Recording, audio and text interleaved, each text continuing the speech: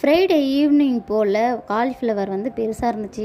Lunch வந்து cauliflower gravy தான் வச்சுட்டு இருந்தேன். மீதி ஆஃப் இருந்துச்சு. சரி என்ன பண்ணுறதுன்னு காலையிலேருந்து யோசிச்சு ஈவினிங் போல் தான் சரி காலிஃப்ளவர் பக்கோடா பண்ணிடலாம் அப்படின்றதுனால அதெல்லாம் கட் பண்ணி மசாலாலாம் போட்டு காலிஃப்ளவர் வந்து மசாலாலாம் ரெடி பண்ணி வச்சுட்டு அன்றைக்கி ஃப்ரைடேன்றனால ஈவினிங்க்கு வந்து பூஜை ரூமில் வந்து பூ எண்ணெய் அப்புறம் திரிலாம் போட்டு பஞ்ச பாத்திரத்தெல்லாம் வந்து தண்ணி மாற்றி வச்சுட்டு வாசப்படியில் விளக்கு ஏற்றிட்டு அப்புறம் உள்ள பூஜை ரூம்லேயும் விளக்கேற்றி கற்பூர தீபம் காட்டி ஃப்ரைடேக்கான பூஜையை முடிச்சுட்டு அப்படியே கிச்சனுக்குள்ளே போயிட்டு இண்டக்ஷன் ஸ்டவ் வியாழக்கிழமை போல் ரிசீவ் ஆயிருந்துச்சுன்னு நான் லாஸ்ட்டு வீடியோவில் சொல்லியிருந்தேன். அதை வந்து நான் ஃப்ரைடே தான் பூஜை பண்ணிவிட்டு தான் யூஸ் பண்ணணும் அப்படின்றதுனால அதை அப்படியே எடுத்து வச்சுட்டேன்.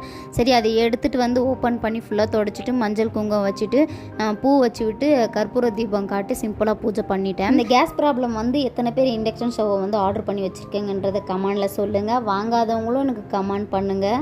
எத்தனை பேர் வாங்கியிருக்காங்க எத்தனை பேர் வாங்கலைன்றதை பார்க்கலாம். இந்த ப்ராடக்ட் எப்படின்றத நான் சொல்கிறேன் பாருங்கள். அதாவது இந்த மாதிரி ஒரு ப்ராடக்ட்டை ஃபஸ்ட் டைம் பார்க்குறேன். ஏன்னா அடுப்பில் நம்ம எப்படி நம்ம சமையல் செய்கிறோமோ சேம் அதே மெத்தட் தான். அதாவது அடுப்பில் எவ்வளோ அனல் வருமோ அதே அனல் தான். பட் அடுப்பை ஆஃப் பண்ணிட்டேன், இந்த இண்டக்ஷன் வந்து ஆஃப் பண்ணிட்டேன்னா இந்த அனல் இப்போ வந்துச்சு பாருங்கள். அந்த அனலை நம்ம ஆஃப் பண்ணிட்டாலும் ஒரு 1/4 மணி நேரமாச்சும் நம்ம சமையல் செய்யலாம். அந்த அளவுக்கு ஹீட் இருக்கும். பட் அதை டச் பண்ணால் வந்து சூடாக இருக்குமா இண்டக்ஷன் ஸ்டவ்னு கேட்டிங்கன்னா கண்டிப்பாக இருக்காது. ஆனால் பாத்திரத்தில் சூடாக இருக்கும். அதில் மட்டும் நம்ம துணி எடுத்து பாத்திரத்தை எடுக்கிற மாதிரி இருக்கும். அதை மட்டும் பார்த்து பண்ணிக்கோங்க. ஸோ நானும் அந்த மாதிரி தான் ட்ரை பண்ணேன். அப்புறம் பாப்பாவுக்கு பால் ரெடி ஆகிடுச்சு. அவங்களுக்கு ஊற்றி கொடுத்து அவங்களுக்கு குடிச்சிட்டாங்க.